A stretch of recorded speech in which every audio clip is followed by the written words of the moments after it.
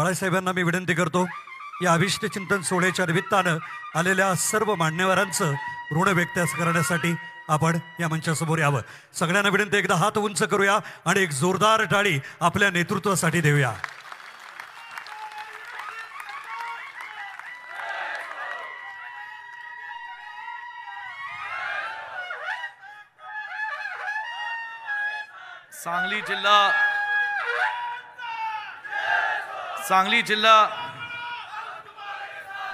सांगली जिल्हा काँग्रेस कमिटी व पलूस कडेगाव काँग्रेस कमिटी व कदम कुटुंबावर प्रेम करणाऱ्या सर्व कार्यकर्त्यांच्या माध्यमातून आज जो माझ्या वाढदिवसाच्या निमित्ताने जो सत्कार सोहळा इथे आयोजित करण्यात आला, तो सत्कार सोहळा नसून मला आशीर्वाद देणारा व माझ्या जीवनामध्ये मी जे कार्य आपल्या सर्वांच्या आशीर्वादाने करत आहे त्या कार्याला शुभेच्छा देणारा हा सोहळा जो आहे, त्या सोहळ्याकरता उपस्थित असणारे कर्नाटकाचे कॅबिनेट मंत्री माझे ज्येष्ठ बंधू, ज्यांचा माझा गेले 15-20 वर्षाहून अत्यंत जवळचा संबंध राहिलेला आहे, असे आमचे ज्येष्ठ सहकारी कर्नाटकाचे नेते आदरणीय दिनेश गुंडूरावजी, या कार्यक्रमासाठी आवर्जून उपस्थित असणारे देशाची मुलूक मैदानी तोफ आणि राज्यसभेचे खासदार आमचे एक तडफदार सहकारी सन्मान्य इम्रान प्रतापगडीजी, ज्यांचं मनोगत ऐकण्याकरता आपण सगळे मंडळी उत्सुक आहात आणि ज्यांनी अत्यंत कमी वयामध्ये आपल्या वक्तृत्वाने भल्याभल्यांना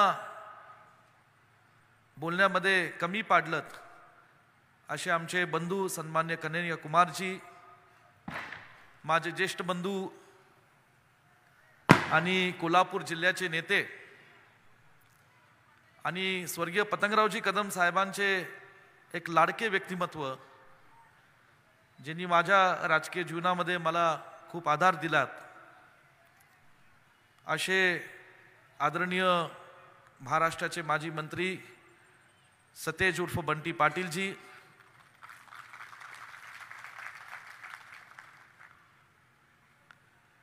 इथे उपस्थित असणारे आपल्या सर्वांचेच मार्गदर्शक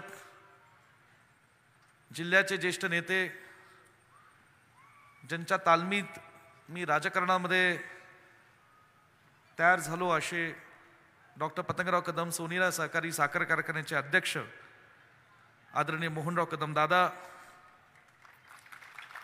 इथे उपस्थित मला शुभेच्छा देण्याकरता देशाच्या कानाकोपऱ्यातून आणि महाराष्ट्राच्या कानाकोपऱ्यातून आलेले वेगवेगळ्या राज्यांचे युथ काँग्रेसमधले माझे सहकारी आणि त्या राज्यातील विधानसभेचे सदस्य आमदार,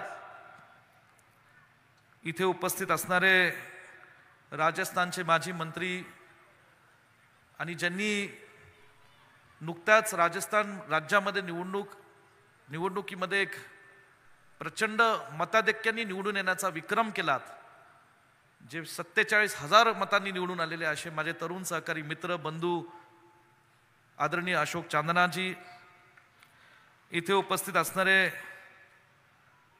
पुण्याचे लोकप्रिय आमदार, कसब्याचे लोकप्रिय आमदार, जी जागा गेले 25 वर्षापासून विरोधी पक्षाच्या ताब्यात राहिली,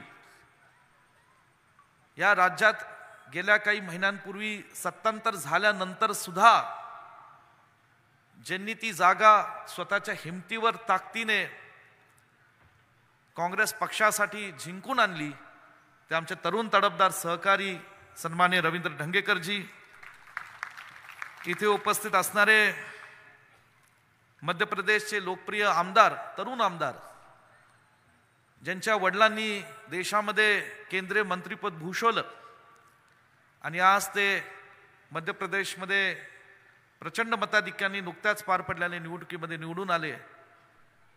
आदिवासी समाजाला एक प्रेरणा म्हणून असणारे आमचे तरुण सहकारी आमदार डॉक्टर विक्रांत भुरियाजी, इथे उपस्थित असणारे उत्तराखंडहून खास आलेले आजच्या या कार्यक्रमाचे आमचे तरुण तडफदार सहकारी आणि आमदार आणि तिथले विधानसभेचे उपनेते, माझ्यावर ज्यांनी युथ काँग्रेसमध्ये खांद्याला खांदा लावून काम केलं आणि उत्तराखंडच्या विधानसभेच्या निवडणुकीमध्ये ज्यांनी त्या निवडणुकीच्या काळात विद्यमान मुख्यमंत्र्याला पराभव करण्याचं काम केलं, असे माझे तरुण तडफदार सहकारी सन्मान्य भुवन कापरीजी, उपस्थित असणारे महाराष्ट्र प्रदेश युथ काँग्रेसचे अध्यक्ष माझे धाकटे बंधू आणि आज युथ काँग्रेसमध्ये अत्यंत चांगल्या पद्धतीने काम करणारे आमचे सहकारी कुणाल राऊतजी, इथे उपस्थित असणारे NSUचे अध्यक्ष सन्मान्य अमीर शेखजी,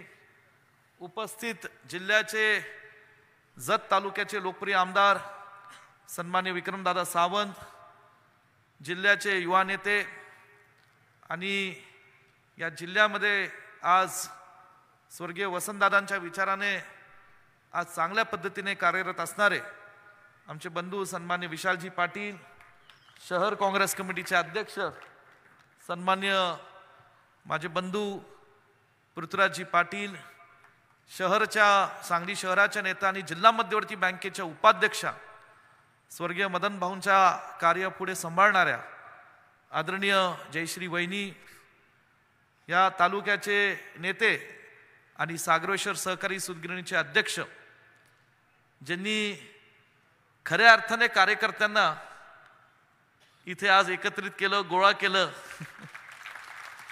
आणि माझे बंधू जे माझ्या पश्चात या तालुक्याची समर्थपणे जबाबदारी सांभाळतात असे सन्मान्य शांताराम बापू, पलूस तालुक्यातनं आज या ठिकाणी जिल्हा मध्यवर्ती बँकेवर संचालक म्हणून काम करत असणारे आणि रयत शिक्षण संस्थेचे उपाध्यक्ष म्हणून काम करत असणारे, ज्यांनी पलूस तालुक्याची धुरा सांभाळली आहे सन्मान्य महेंद्र आप्पा, इथे उपस्थित असणारे जिल्ह्याचे युवा नेते आणि आपल्या सर्वांचेच एक तरुण तडफदार युवकांची प्रेरणास्थान सन्मान्य डॉक्टर जितेश कदम, दिग्विजय कदम, उपस्थित सर्वच या परिसरातील माता भगिनी, मोठ्या संख्येने उपस्थित असणारे सर्व कार्यकर्ते, माझे तरुण सहकारी, व्यासपीठावर बसलेले आमचे सर्व युथ काँग्रेसचे सहकारी आणि आज खरं मी क्षमा मागतो, आमच्या घरातले सदस्य आहेत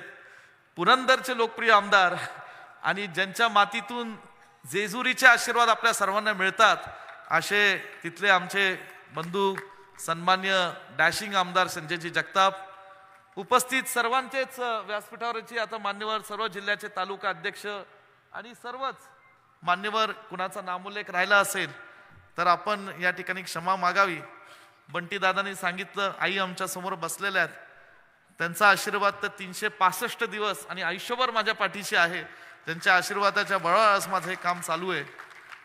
उपस्थित माझी पत्नी आहे, सगळेच मंडळी आहेत, घरातली सगळी मंडळी आज मोठ्या संख्येने उपस्थित आहेत आणि सर्व उपस्थित कार्यकर्ते, सर्व वडीलधारी मंडळी आणि बंधूंनो, वेळ बराच झालेला आहे आणि खरं आज माझ्या वाढदिवसाच्या निमित्ताने आपण सगळी मंडळी मोठ्या संख्येने दुपारच्या 12:30 वाजल्यापासून इथे उपस्थित राहिलात.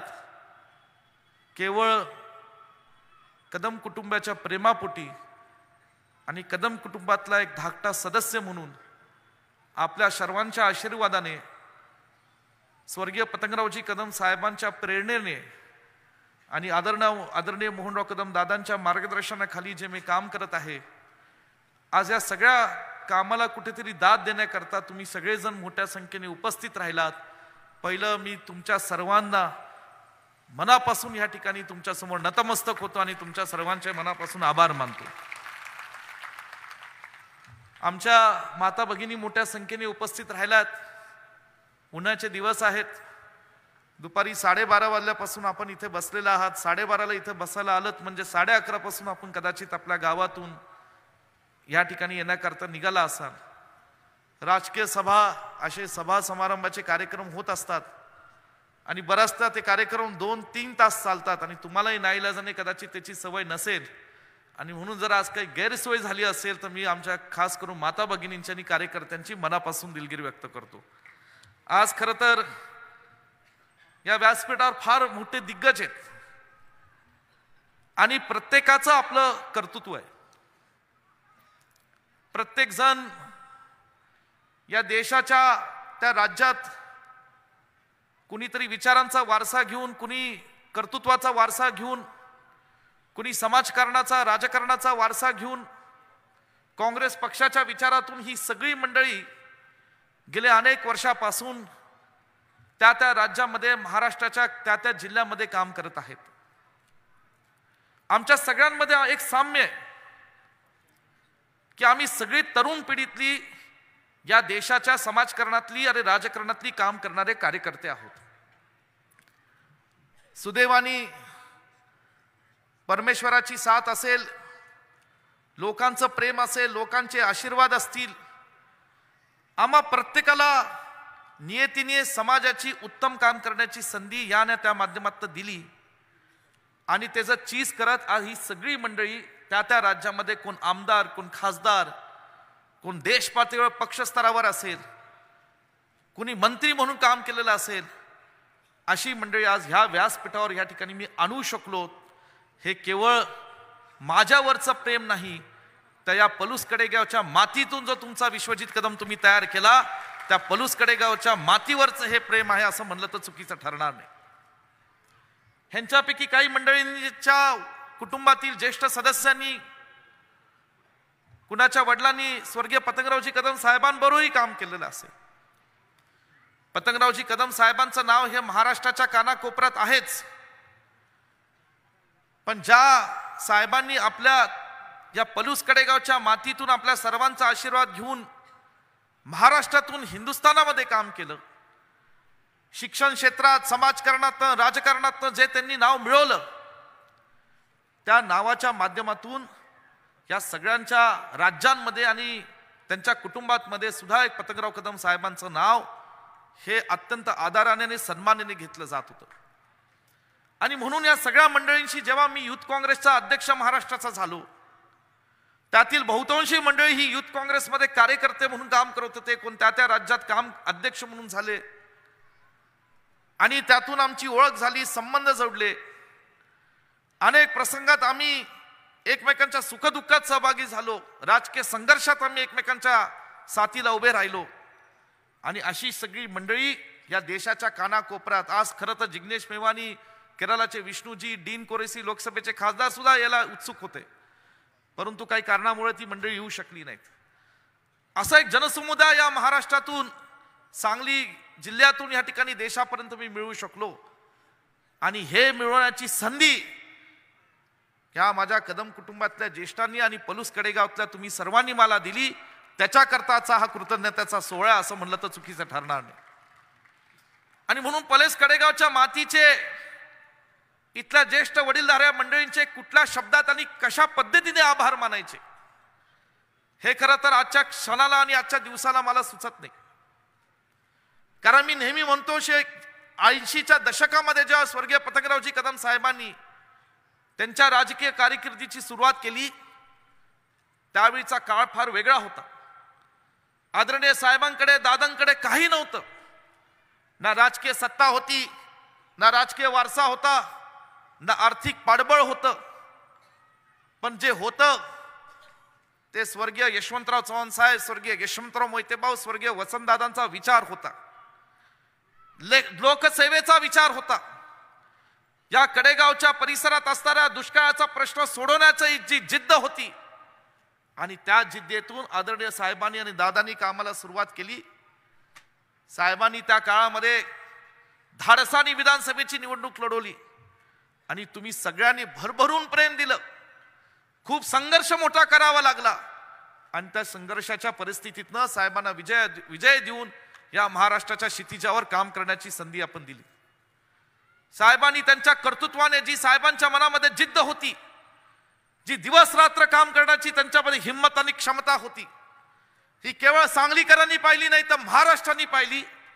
आणि महाराष्ट्राच्या इतिहासामध्ये ज्यावेळेस त्यांना शिक्षण खातं मिळालं, त्या दुपारची भोजनाची लहान मुलांकरता योजना असेल, या इरिगेशन खात्याच्या माध्यमातून ताकारी टेंबूच्या योजनाला दिलेला निधी असेल, महाराष्ट्राच्या अनेक खात्यातून या महाराष्ट्राच्या नकाशावर उमटवला हा त्यांच्या कर्तृत्वाचा कार्याचा ठसा असेल.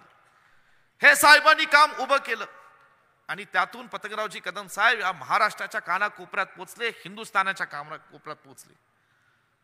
हे सगळं वैभव उभं करत असताना शिक्षण क्षेत्रात मोठं काम केलं.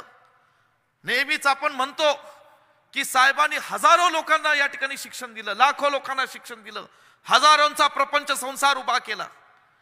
हे म्हणणं सोपं असतं, ऐकायला सोपं वाटतं, परंतु 50-60 वर्षाच्या या तपस्येमध्ये किती संघर्ष साहेबांना करावा लागला, कुठल्या परिस्थितीतनं करावा लागला, हे पाहणारी आज खरं म्हणलं तर पलूस कडेगावच्या मातीतली 60-70 ओलांडलेली फार पोटा मोजना इतपत मंडळी आहेत. आणि खरं तर आपण त्यांना विचारलं पाहिजे की काय काय साहेबांनी सुचलं. आणि म्हणून संघर्षातनं शून्यातनं जे साहेबांनी हे आयुष्य काढलं, मला एकच साहेब नेहमी सांगत होते, ते शेवटच्या श्वासापर्यंत सांगत होते की विश्वजित, पुण्याला आलेलो असताना ज्या शिक्षक म्हणून मी काम करत होतो त्यावेळेस माझ्या पायामध्ये चप्पल नव्हती, हे आयुष्यात कधी विसरायचं नाही. ज्या पलूस कडेगावच्या मातीतून 80च्या दशकामध्ये ज्यांनी संघर्षातून या ठिकाणी मला आशीर्वाद दिला, साथ दिली, त्या लोकांना कधी विसरायचं नाही. आणि म्हणून आज त्या विचारधारेने, तुमच्या सर्वांच्या आशीर्वादाने आज साहेबांच्या पश्चात या ठिकाणी आज मी एक तुमचा कार्यकर्ता, तुमचा भाऊ म्हणून, तुमचा मुलगा म्हणून काम करण्याचा प्रयत्न करत आहे. या 5 वर्षात माझ्याही अनेक परीक्षा झाल्या. त्या परीक्षा होत कुठेतरी पलूस तालुक्यातही काही नैसर्गिक संकट आली, त्यावर कशा पद्धतीने मात मारली ह्याला तुम्ही सगळे सण साक्षीदार आहात. कधी दुष्काळ आला, कधी पूर आला, कधी करोनाचं संकट आलं, पण येईल त्या संकटामध्ये, येईल त्या प्रसंगामध्ये आज कुठला माईचा लाल म्हणू शकत नाही की विश्वजित कदम माझ्या बहिणी बरोबर आणि माझ्या या तरुण कार्यकर्त्या बरोबर उभा राहिला नाही. दिवस रात्र एक करून तुमच्या सगळ्यांचा या ठिकाणी आशीर्वाद घेऊन लोकांना लागेल ती मदत, लोकांच्या लागेल त्या सुखदुःखाच्या प्रसंगामध्ये उभा राहिलं. हीच खरी संस्कार, हीच खरी शिकवण आदरणीय पतंगरावजी कदम साहेब, आमच्या आई आणि आदरणीय मोहनराव कदम दादांनी मला दिली. हे सगळं काम करत असताना मी सांगितलं की 5 वर्षात कसं काम झालं. एकीकडे भारतीय विद्यापीठाचा व्याप आहे, पलूस कडेगावची जबाबदारी आहे, जिल्ह्याची जबाबदारी. साहेबांची इच्छा होती की जत दुष्काळी तालुक्यामध्ये आपला विक्रम हा निवडून आला पाहिजे. विक्रम दादांचं कर्तृत्व होतच, पण त्यांच्या रूपाने या ठिकाणी त्यांना मदत करून तिथल्या जनतेच्या आशीर्वादाच्या माध्यमातून साहेबांचं सुद्धा ते स्वप्न पूर्ण झालं. आज जिल्ह्यामध्ये मी नेहमी सांगतो, जे काही वर्षांपासून धडपड आमची चालू आहे, ती धडपड काँग्रेस पक्षाच्या विचारातून, जेव्हा मी असेल, विशाल असतील, बंटी दादांचं मार्गदर्शन आणि आम्हाला साथ मिळती, ही केवळ 1999ची पुनरुत्ती करण्याकरता ही आमची धडपड झाली आहे. आणि ती धडपड येणारा सन 2024 मध्ये केल्याशिवाय आम्ही सगळे स्वस्थ बसणार नाही, हा विश्वास तुम्हाला देतो. आणि म्हणून मला आपल्या सगळ्यांना सांगायचं आहे की साहेबांनी जे या तालुक्यासाठी स्वप्न पाहिलं ते पूर्ण केलं. आज साहेबांच्या पाठोपाठ मी सुद्धा या तालुक्याचं आणि मतदारसंघाचं एक स्वप्न पाहिलं. आज साहेबांनी या मतदारसंघाला साक्षरता दिली.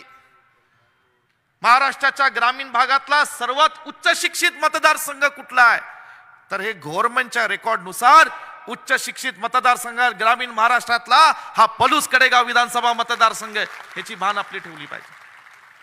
महाराष्ट्राच्या ग्रामीण भागामध्ये सर्वात जास्त स्त्रिया शिकलेल्या कुठे आहेत तर महाराष्ट्राच्या ग्रामीण भागामध्ये सर्वात जास्त स्त्रिया शिकलेल्या या पलूस कडेगाव विधानसभा मतदारसंघात आहे. ह्याचा अभिमान आपल्याला वाटला पाहिजे.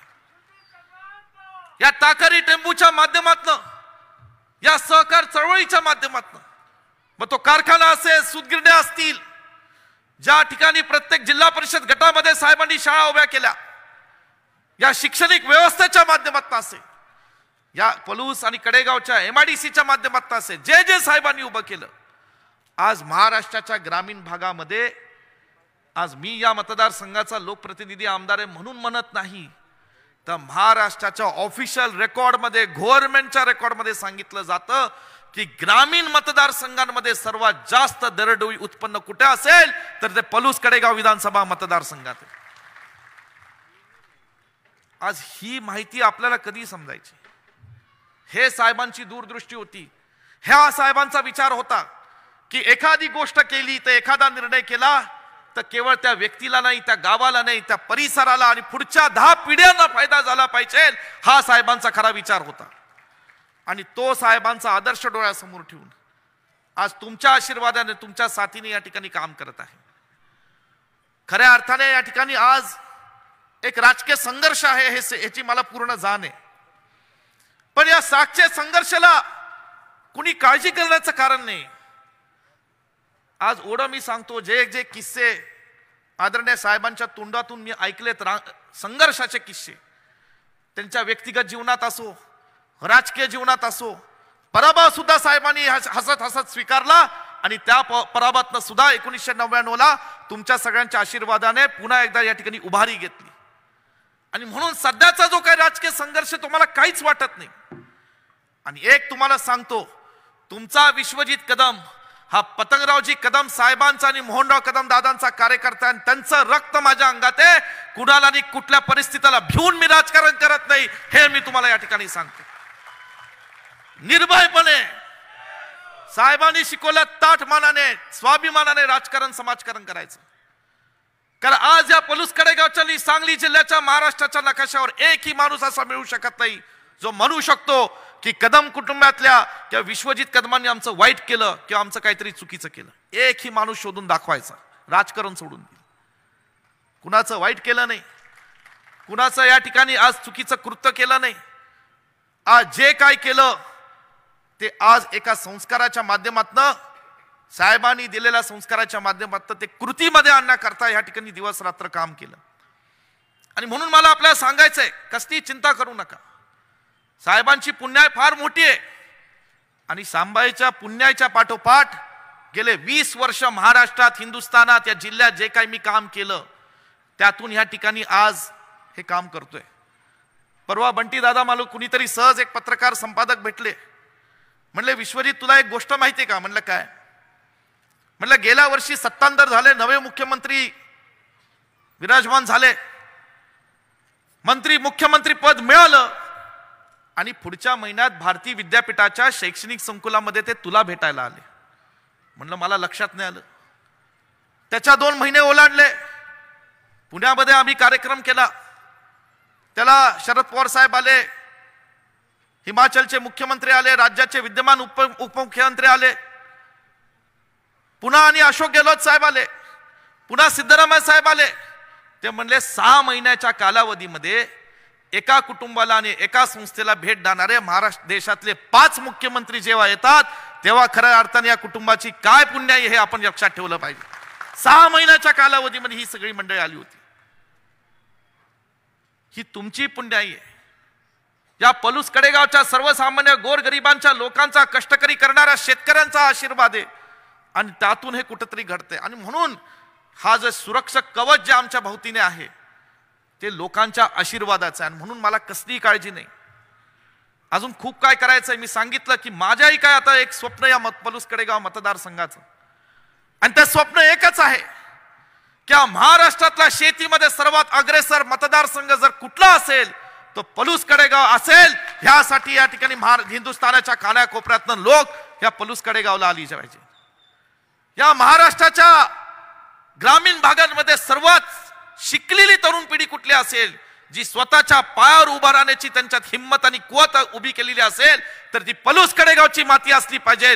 हे माझं या पलूस कडेगावच्या बाबतीतलं स्वप्न आहे. आणि म्हणून हे साकार करण्याकरता आज जो काही अभिषेचनाचा सोहळा देण्याकरता तुम्ही सगळ्यांनी पुढाकार घेतला. खरं मला सत्कार सोहळा करायचा नव्हता. गेले 10 दिवस काही कार्यकर्ते पलूस कडेगावचे मला भेटत होते. मी नेहमीप्रमाणे साहेबांच्या स्मारकावर उभा राहील, ज्यांना ज्यांना वाटतं येऊन शुभेच्छा द्यायच्यात, आशीर्वाद द्यायच्यात, थोडे शुभेच्छा आशीर्वाद स्वीकारेल आणि आपला दिवस नेहमीप्रमाणे या ठिकाणी ओलांडला जाईल. पुरली नाही म्हणले, आज ह्या ठिकाणी आम्हाला तुम्ही जे काही काम करता ही सगळी मंडळी एकत्र करायच्या. म्हणून अनेक माझ्या महाराष्ट्रातल्या युथ काँग्रेसच्या सहकार्याने सुद्धा पुढाकार केला आणि हे काम केलं. मी कडेगाव, पलूस, सांगली जिल्ह्याच्या सर्व कार्यकर्त्यांचे मनापासून धन्यवाद मानतो. आज दोन मोठे वक्ते या ठिकाणी बोलायला आलेत, इम्रान प्रतापगडीजी, कन्हैयाकुमार, तुम्ही सगळे त्यांना ऐकायला उत्सुक आहात. 4:30 नंतर ती दोघं जातील, पण त्याच्यानंतर बंटी पाटील साहेबांचा आणि दिनेश गुंडूरावांचं मार्गदर्शन. माझी विनंती आहे, आपल्या मतदारसंघात नेहमी आपण शिस्त पाळलेली आहे आणि म्हणून कुणी उठून जाऊ नये अशी नम्र विनंती आहे. कार्यक्रम हा आपला लवकरात लवकर 5:00 आपल्याला संपवायचा आहे आणि म्हणून मला आपल्या विनंती आहे की या ठिकाणी मी जास्त बोलणार नाही, लेकिन कन्हैया जी, आपका और इमरान भाई, आपका मैं तहे दिल से हमारी इस पलूस कड़ेगांव की मिट्टी से मैं आपका स्वागत करता हूं. मेरी हिंदी स्पीच इतनी जबरदस्त नहीं है, आप जैसे जितना बोलने की कोशिश कर सकता उतना करूंगा. दिनेश गुंडूराव जी, आज खास करके एक ही फोन कॉल किया था मैंने, एक ही बस विनंती की और उन्हें उसी फोन कॉल पे हाँ बोला और कहा कि मैं बैंगलोर से आ जाऊंगा विश्वजीत, लेकिन तुम्हारा जन्मदिन है, तुम्हें आशीर्वाद देने के लिए, शुभेच्छा देने के लिए जरूर आऊंगा. कन्हैया भाई, मैं जानता हूं कि कल आपको इम्फाल जाना है, आपको भी इमरान भाई कल इम्फाल जाना है, कारण आता राहुलजी गांधींनी जी भारत जोडो यात्रा काढली 3,500 किलोमीटरची, कन्याकुमारी पासून ते जम्मू पर्यंत. आता त्याचं दुसरं सत्र सुरू होत आहे आणि ते आसाम मधनं ते मुंबई पर्यंत येणार आहे भारत जोडो न्याय यात्रा. हा न्याय यात्रा कशासाठी आणि कुणासाठी? ही न्याय यात्रा या देशाच्या शेतकऱ्यांना न्याय देण्याकरता, या देशाच्या तरुण पिढीचा बेरोजगारीचा प्रश्न सोडवण्याकरता न्याय. ज्या आमच्या माता भगिनींचं जिथं आज सत्ताधारी माजलेले जे काही मंडळी आहेत सत्ताधारी पक्षाचे, ज्यांच्याकडून आज या ठिकाणी माता भगिनींचा इतर राज्यांमध्ये अपमान होतो, अन्याय होतो, आज त्या आमच्या माता भगिनींना न्याय देण्याकरता ही न्याय यात्रा आहे. अनेक ठिकाणी ते पायी चालणार आहेत, पुन्हा या ठिकाणी लोकांशी संवाद साधणार आहेत आणि त्याच्याकरता ती जाणार आहेत. आज त्याही न्याय यात्रेची सुरुवात नकळत आपण सांगली जिल्ह्याच्या आस्थेचं बिगुल वाजवणार आहे आणि म्हणून आपल्याला सांगायचं, अशा आमच्या नेत्याला राहुल गांधीला आपल्याला आजच्या सभेतनं सुद्धा शुभेच्छा द्यायच्या आहेत, त्यांना सुद्धा आशीर्वाद द्यायचे आहेत. अपन सगळेजण या ठिकाणी आज खूप मोठ्या संख्येने ते आलात. मैं एक ही कहना चाहूंगा, आजकल के दौर में देश में कुछ अलग माहौल चल रहा है. कई लोग कह रहे कि हम इनके भक्त हैं. मैं किसी का भक्त हूं, मैं बताना चाहता हूं मैं किस व्यक्ति का भक्त हूं. मैं भक्त हूं छत्रपति शिवाजी महाराज का. मैं भक्त हूं, मैं भक्त हूं तो अहिल्याबाई देवी होळकर का मैं भक्त हूं. मैं भक्त हूं तो लोकमान्य टिळक जी का भक्त हूं.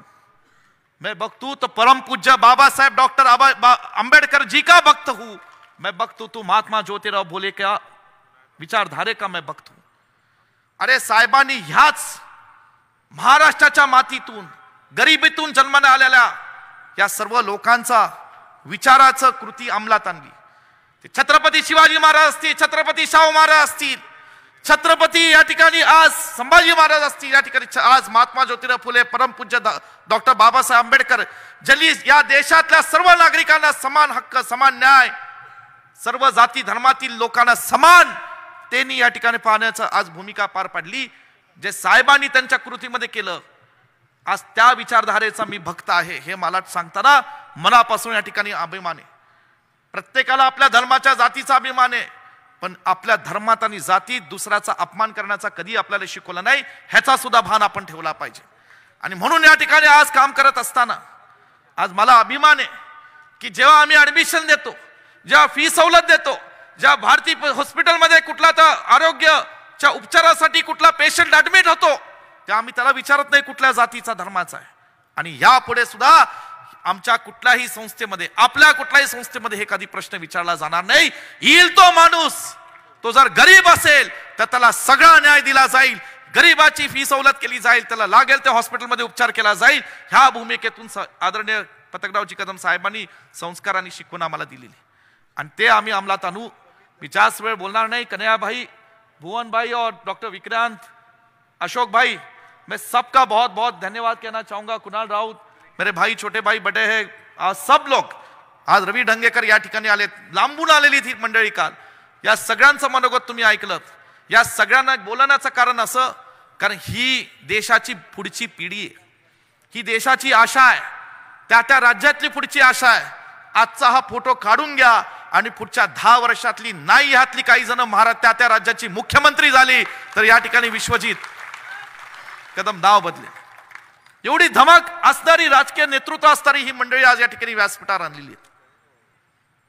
आज त्या पद्धतीने आज त्यांचं काम चालू आणि केवळ तुमच्या प्रेमापोटी, माझ्या प्रेमापोटी आज ही सगळी मंडळी या ठिकाणी मोठ्या संख्येने उपस्थित राहिलेत. मी त्यांचं मनापासून इथे स्वागत करतो. आणि अशोक चन्नाजी, आपका जन्मदिन है, डॉक्युमेंट में त्यांनाही मनापासून सदिच्छा देतो. आणि या ठिकाणी आज तुम्ही सगळी मंडळी मोठ्या संख्येने परत इथे आलात. संजय जगतापजी तुम्ही आलात, आणि या ठिकाणी अजून विशाल दादा तुम्ही इथं आलात.